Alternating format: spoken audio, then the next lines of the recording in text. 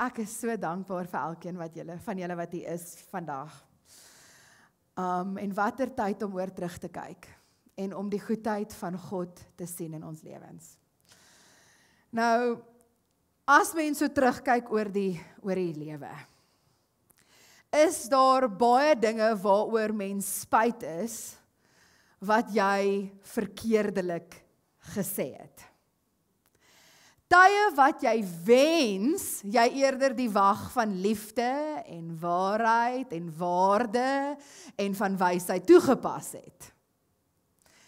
Maar weet julle, die teenoorgestelde is ook waar. Daar is baie tye in ons lewe, en selfs in myne, waar ek wens, ek het eerder iets wel gesê.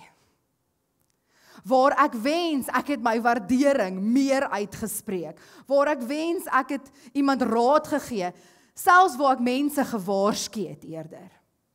Tye waar ek wens, ek het die foon opgetel, toe iemand my in daardie oomblik nodig gehad het.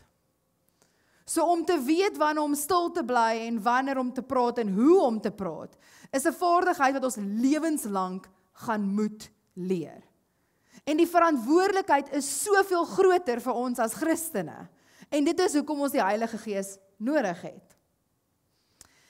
Maar dalk is daar van julle wat ook, soos ek voel partykeer, wanneer jy vir die hoeveelste keer weer iets verkeerd gesê het. Dat jy op 'n punt kom waar jy sê, weet jy wat, ek gaan van nou af net my mond hou. En dan kry jy vir 'n ruk lank bietjie stilstype. Is dit net ek, of is daar ander ook wat so is?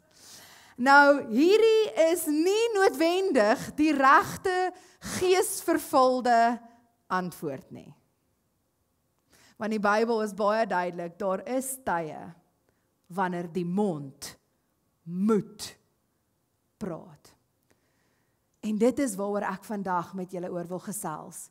Wanneer die mond moet praat. Prediker 3 vers 7 sê juist vir ons, daar is 'n tyd om stil te bly, maar daar is ook 'n tyd om te praat. Nou natuurlik is daar van ons wat instinktief meer gemaklik is om te praat, né? Maar dit beteken nie hulle moet al die praatwerk doen nie.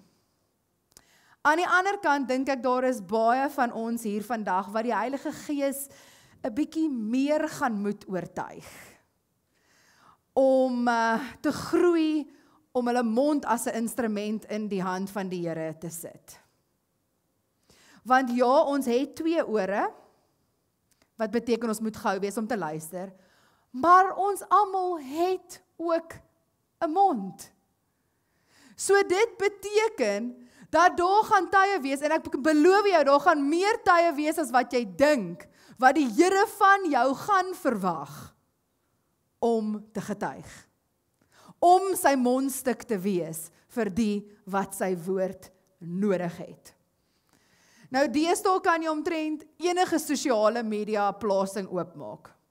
Of onder enige video se kommentaar gaan lees, of selfs net in algemene gesprekke met mense. En daar is hierdie geneigtheid nou met tegnologie, dat mense voel, hulle kan net sê wat hulle wil, want hulle sit agter 'n skerm. Daar is hierdie geneigtheid van mense om net op een woord se betekenis te hamer, en die hele punt te mis. Hulle sal die een negatief gaan uithaal, die een fout gaan uithaal, maar al die mooi en die waarheid om dit miskyk. En so is dit so maklik dat 'n normale opinie of boodskap ontaard ewe skielik in 'n kontroversiële, omstrede argument, en jy staan daar terug en jy dink, hoe het ons gegaan van dit na dit? En ons het in hierdie area soveel wysheid nodig, om nie in reaksie te kom nie, om nie net ons mond oop te maak en te sê wat ons wil sê nie. Want die ding is, ons raak betrokke by 'n moddergooiery wat ons net absoluut nêrens bring nie. Dis die probleem. En 2 Timoteus 2 vers 23 tot 25 verduidelik vir my so mooi, wat moet ons doen as daar meningsverskille is tussen mense?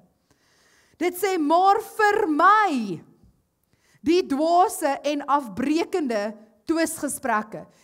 Jy weet daai gesprekke waar jy na die tyd voel jy so negatief, jy wil sommer immigreer, jy wil sommer, jy weet, ophou leef, want jy voel so negatief, niks gaan ooit regkom nie. Daai is afbrekende gesprekke. Hulle sê, vermy dit. Omdat jy weet dat dit aanleiding gee tot rusies. 'n Dienskneg van die Here, wie is 'n dienskneg van die Here?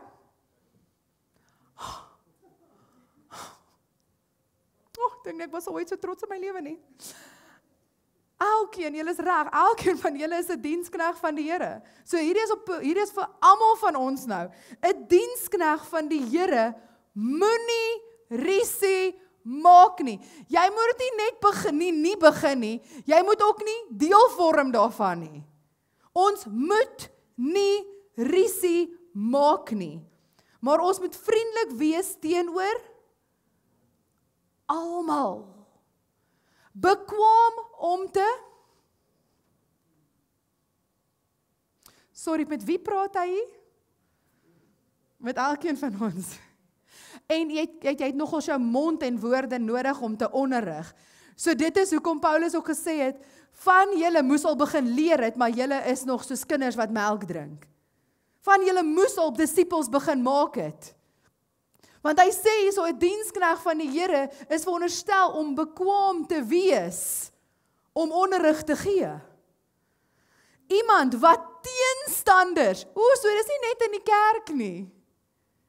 Hierdie is selfs vir mense wat jou gaan teëgaan. Jy moet die vermoë kan hê, omdat jy groei in jou verhouding met die Here, moet jy die vermoë kan hê om teenstanders met sagtheid tereg te wys. Miskien mag God hulle tot bekering bring, sodat hulle die waarheid kan ken. Nou die eerste belangrike punt vir my hier, is dat ons sal verstaan in watter tipe verhouding jy met die persoon staan. Want ek wil nou vir jou sê, as die persoon 'n vreemdeling is, of selfs net 'n kennis, gaan dit nie 'n goeie idee wees om hulle net te konfronteer nie. Jy sien, dis die probleem met sosiale media. Jy konfronteer vreemdelinge. En hulle gaan nie regtig na jou luister nie, want hulle het geen rede om regtig vir jou te luister nie, want jy staan nie in 'n verhouding met hulle nie. En dit is hoekom Paulus hier kom sê, dat ons moet met sagtheid, met vriendelikheid en met geduld hierdie mense nader. En dan moet ons die waarheid met hulle deel. Dit sê ons moet hulle teregwys. Nie met hulle argumenteer nie. En nou hierdie is my 'n groot ding. Ons is geroep om te getuig van ons stories, wat die Here in ons lewens gedoen het. Nie om te die Here te probeer verdedig of om hulle te probeer oortuig nie. Ons getuig die Heilige Gees oortuig. Maar ons probeer die Heilige Gees se werk oorvat. Dis hoekom dit in rusies ontaard, in argumente ontaard, want ons is geroep om te getuig. Die Heilige Gees is die een wat oortuig. Nou ek dink ons almal kan ook erken dat daar nou 'n paar keer seker in jou lewe was waar jy vooraf geweet het dat 'n gesprek in 'n rusie gaan ontaard. Jy kon sommer al dadelik in die gesprek met die persoon aflei, dat hierdie persoon nie regtig oop is vir groei of verbetering, of vir teregwysing, nie, hulle weet alles, oor daardie onderwerp weet hulle alles. Nou in so 'n geval, is dit die wyse ding, om op 'n sagte manier, nog steeds jou Bybelse oortuiging te deel. Maar nie vanuit 'n plek van, ek gaan jou oortuig nie, maar uit 'n plek van, hierdie is waarvoor ek staan. Ek wil hê jy moet weet, ek voel nie gemaklik daarmee, as jy voor my vloek nie. Jy hoef nie te argumenteer nie, jy hoef nie vir hulle te sê, hulle moet ophou vloek nie, maar dis my oortuiging dat dit nie reg is nie. En op 'n sagte manier te deel, hierdie is my Bybelse oortuiging. Nie net my opinie nie, dit is my Bybelse oortuiging. Maar om nie verder betrokke te raak by 'n debat of te argumenteer nie. Dit is nie nodig nie, want dit gaan lei tot rusie. Die Heilige Gees sal die saad van jou woorde laat groei in hulle hart. En ek beloof jou, die Heilige Gees sal die een wees wat hulle aanspreek in hulle gees en in hulle hart. En Paulus se woorde in Kolossense 4 vers 5 tot 6 vat vir my so mooi saam hoe ons te werk moet gaan met teenstanders, met ongelowiges, as ook dwaase mense. So kom ons kyk, wat sê Paulus, wat moet ons doen? Dit sê, tree met wysheid op, teenoor die mense wat nog buite die gemeente is. Maak die beste gebruik van elke liewe geleentheid. So hierdie praat van as jy by die petrolstasie is, of as jy in die winkelsentrum is, dit praat van mense buite die gemeente. Jy moet gebruik maak van elke geleentheid. En luister mooi wat sê, wat julle sê, moet altyd vriendelik wees en van goeie smaak getuig. So dit beteken, al is ek hoe frustreerd en ek kom by my kar en die kar wag daar vir my. Ek gee nie om hoe jy voel daai dag nie. Of jy hom gaan tip of nie tip nie, dit is jou saak. Maar dit sê hierso, wat jy sê moet altyd vriendelik wees. Ek gee nie om hoe frustreerd ons is nie. Dit sê as daar mense buite die gemeente is, as daar mense wat nie gelowig is nie, wat jy sê het 'n invloed, dit reflekteer op Jesus. So wie ook al jy in gesprek mee is, buite die gemeente, moet jy elke geleentheid gebruik, dat wanneer jy praat, dit vriendelik moet wees.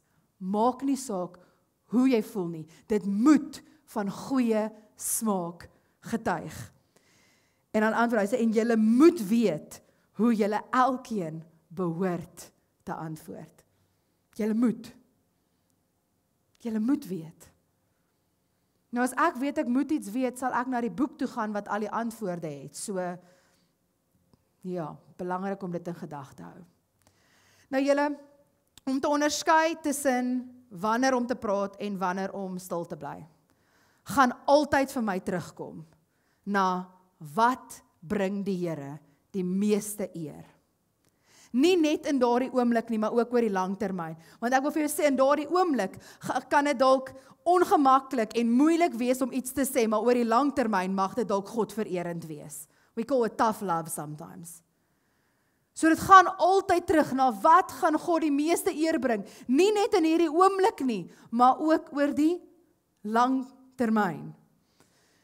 Ek wil vir jou sê, as dit ooit gaan oor ons ego, as dit ooit gaan oor hoogmoed, oor my eie belangrikheid, my eie reputasie, om myself te probeer beskerm en verdedig, wil ek vir jou sê, dan is dit gewoonlik beter om net stil te bly. As dit oor jou gaan en jou eer, dan bly jy eerder stil. God is the one who will defend you. Oor jou gaan, meeste van die tyd, moet ons leer om stil te bly. But if it's about God's glory. Die probleem is, wanneer dit oor ons gaan is, daar gaan altyd mense wees wat jou gaan probeer uitlok. Ongelukkig. Daar gaan altyd mense wees wat net weet hoe om jou verkeerde knoppies te druk. Hulle gaan daar wees. En dan is dit so maklik vir ons om te reageer, om die argument te wen, want ek was reg. Maar die Bybel is baie duidelik. Dat ons nie tot reaksie gedryf moet word nie. Maar dat ons uit 'n aksie van liefde sal optree. There's a big difference to react or to respond. Om te reageer, om 'n reaksie te hê en om net 'n aksie te hê. In die een geval van reaksie, daal ek af na die vlak van hulle en ek speel hulle speletjie. Kom ons wees nou maar eerlik, as ek reageer, beteken dit eintlik ek word beheer deur hulle. My emosies word beheer deur hulle. Ek speel hulle speletjie. Dit is hoekom ons nie moet reageer nie.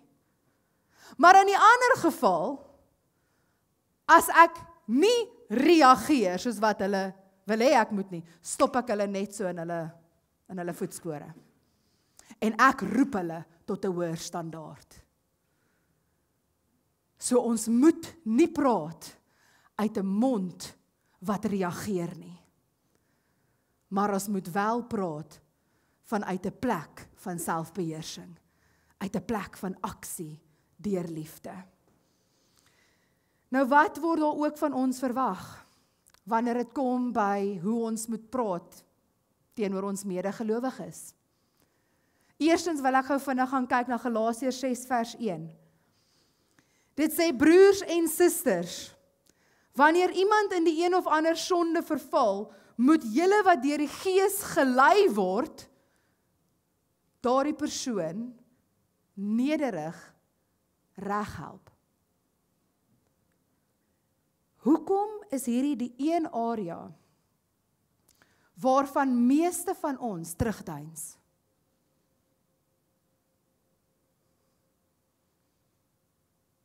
Dat ons nie mense wil teregwys nie. Het ons hierdie idee dat ek eers perfek moet wees voordat ek iemand anders kan reghelp in 'n sekere area? Dink ons dalk dat teregwysing beteken veroordeling? Want dit doen nie. Of is ons dalk bang vir die ander persoon se reaksie? Nou ek weet al hierdie klink dalk vir jou soos geldige redes, maar ek wil vir jou sê, dit is nie geldige redes nie. Hoekom nie? Want die Here sê in sy woord, die Bybel is uitgesproke oor die feit dat ons mekaar in liefde moet teregwys, dat ons die waarheid moet spreek. Maar dit kan nie net daar stop nie. Dit is partykeer waar die probleem is. Jy kan nie net na iemand anders toe gaan en sê, hou op om dit te doen nie, jy's verkeerd, jy's sondig. Waarheid en liefde, maar ook, ons moet 'n pad stap gewoonlik saam met die persoon. Dis waar teregwysing gewoonlik mee gepaard gaan. Om saam met die persoon 'n pad te stap, totdat daar ware verlossing en vryheid gekom het. Maar dit is maklik om net vir iemand te sê, ek sien jy sondig, hou dit op doen. Maar eintlik het hulle hulp nodig. En baie van ons doen dit nie, en dit bring my by die tweede punt, van wanneer ons as medegelowiges ons mond moet begin oopmaak, en ons moet dit meer gereeld begin doen. 1 Tessalonisense 5 vers 1 sê, daarom, soos julle reeds doen, moet julle aanhou. Dis soos die man, wat met sy vrou getroud was, en al 50 jaar getroud, klaar sy dat, hoekom sê hy nie meer vir ons, hy's lief vir haar nie, en hy sê, maar ek het mos vir jou gesê, toe ons getrou het, ek's lief vir jou. Dit help nie net, ons bemoedig mekaar een keer, en dan is dit verby nie, dit sê, soos jy gedoen het, hou aan. Raai wat, mense hou daarvan om te hoor, hulle is op die regte pad. Mense hou daarvan as jy jou waardering teenoor hulle uitspreek. Ek wil vir jou sê, mense sal eerder aanhou goed doen, as jy vir hulle aanhou sê, jy doen goed. Hulle sal eerder dit ophou doen, as hulle die hele tyd gesê word, jy doen alweer iets verkeerd. Bemoedig mense ook. Moet hulle nie net die hele tyd teregwys nie, daar's 'n balans. Bemoedig hulle. So sê, daarom soos julle reeds doen, moet julle aanhou om mekaar moed in te praat en geestelik op te bou. Julle, ons moet goeie rentmeesters wees van ons woorde. En dit beteken nie dat ons woorde moet verkwis nie, maar dat ons in verantwoordelikheid ons woorde moet vermenigvuldig in kwaliteit, nie noodwendig in kwantiteit nie. Om goeie rentmeesters te wees van ons woorde, beteken dat in alles wat ek sê, moet ek eer bring aan God. Selfs al word sy naam nie eens genoem in 'n gesprek nie, moet my woorde aan hom eer bring. Nou meeste van ons, en ek dink dit is veilig om dit te erken, meeste van ons is nie geroep om voor massas mense van Jesus te getuig nie. Maar elkeen van ons is geroep om Jesus te verteenwoordig in woord en in 'n daad met elkeen wat ons in aanraking kom. Elke een. Nie net jou familie wat jy van hou nie. Om Jesus te verteenwoordig by die petrolstasie, met Jesus te verteenwoordig by die karwag, om Jesus te verteenwoordig in die verkeer, om Jesus te verteenwoordig in die winkelsentrum, om Jesus te verteenwoordig by die werk. Ons elkeen is geroep om getuies van hom te wees. Julle, hierdie is so voorreg eintlik, maar dit is so groot verantwoordelikheid. En ek weet party van julle is nou dalk soos, okay, maar ek weet nie altyd wat om te sê nie, wat moet ek sê? Ek slaan blank, wat moet ek sê? Kom ek vra vir jou, is daar al 2 gebede wat jy begin bid het? Het jy al vir die Here begin vra vir geleenthede om te getuig? Het jy al vir die Here gevra in die oggend as jy wakker word, Here, skep vandag vir my 'n geleentheid eers om u naam te vereer, om u naam groot te maak. Het jy al ooit daai gebed gebid? Want glo my, dis 'n gebed wat die Here beantwoord. En tweedens, wanneer jy daai geleentheid kom en jy staan daar en jy soos, Here, u woord sê dat ek moet 'n antwoord reg hê vir elke een. Het jy ooit vir die Heilige Gees gevra, Heilige Gees, gee vir my die regte woorde om te sê? Want weer eens, hierdie is 'n gebed wat die Here sal beantwoord. Ons lees dit, as jy my nie glo nie, ons lees dit in Markus 13 vers 11. Hoor wat sê Jesus. Sê maar net, wat God in daardie uur vir julle sal gee om te sê. Julle sal wel die woorde uitspreek, maar eintlik is dit die Heilige Gees wat deur julle praat. So ek wil jou vra, het jy al daai gebed gebid? Heilige Gees, gee vir my die woorde om te spreek. Gebruik my mond. Laat u praat. My lippe sal beweeg. Julle, ons is toegerus deur die Heilige Gees om altyd woorde te kan praat wat van goeie smaak getuig. Ons is toegerus deur die Heilige Gees om met sagtheid, vriendelikheid en geduld die waarheid te deel met ongelowiges. En ons moet nooit 'n kans laat verbygaan om getuies van Jesus te wees nie. Ons moet nooit 'n kans laat verbygaan om medegelowiges, medebroers en susters te help, reg te help wanneer hulle struikel en hulle ook geestelik op te bou en te versterk en saam met hulle die pad te stap nie. Ons monde op die ou einde van die dag moenie praat om onsself te probeer beskerm of onsself te probeer vereer nie. Maar ons monde moet eerder praat omdat ons God se liefde nie vir onsself kan hou nie. Omdat ons die grootste geskenk van Jesus met mense wil deel. En elke een van julle wat al God se liefde en sy heerlikheid ervaar het. Die vraag is nie eintlik dan meer of my mond moet praat nie. Die vraag is eintlik, hoe kan jy stil bly wanneer jou hart oorloop van sy liefde? Want waarvan die hart vol is, sal die mond van praat. So hoe kan ons stil bly as die Here ons geroep het om sy getuies te wees van die liefde wat hy oor ons uitgestort het. En ek wil graag vir ons bid vandag.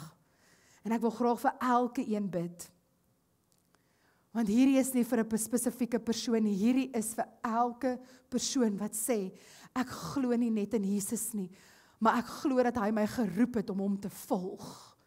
Ek is 'n volgeling van Jesus. Ek is sy mondstuk. En Here, ek wil kom bid daar waar elkeen van ons nou is.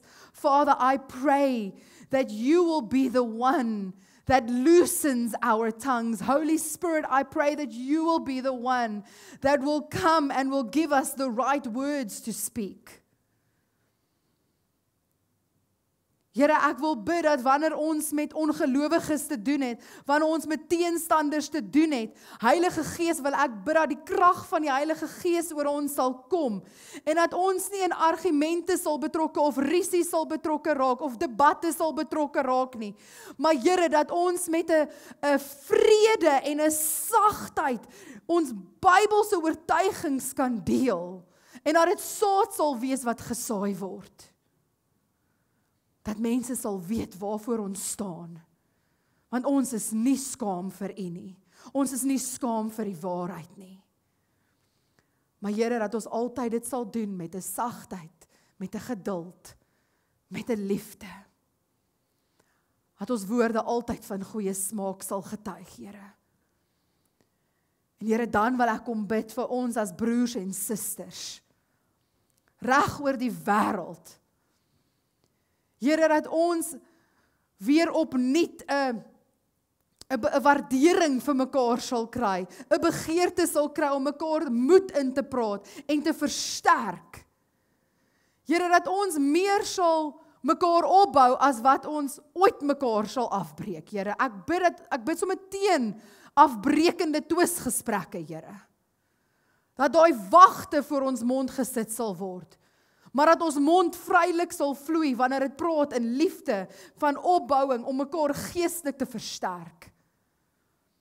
Dankie, Here, vir die liggaam van Christus, U bruid wat besig is om op te staan. Wat besig is om bekend te maak dat die bruidegom is op pad. Ons kan nie U langer net vir onsself hou nie. Ons kan nie langer net stil bly nie, want as my hart vol is van U liefde, as my hart vol is van 'n oortuiging dat U binnekort gaan terugkom, Here, kom maak ons monde oop, Heilige Gees, kom gebruik ons mond as 'n mondstuk van U. Ons wil getuies wees. Dankie, Heilige Gees, dat U sal die een wees wat die oortuigingswerk sal doen. Maar ek vat vandag die verantwoordelikheid en die voorreg om hier op aarde nie net die hande en voete te wees nie, maar ook U mond. Mag dit suiwer wees wat oor my lippe kom, met elkeen wat ek in aanraking kom.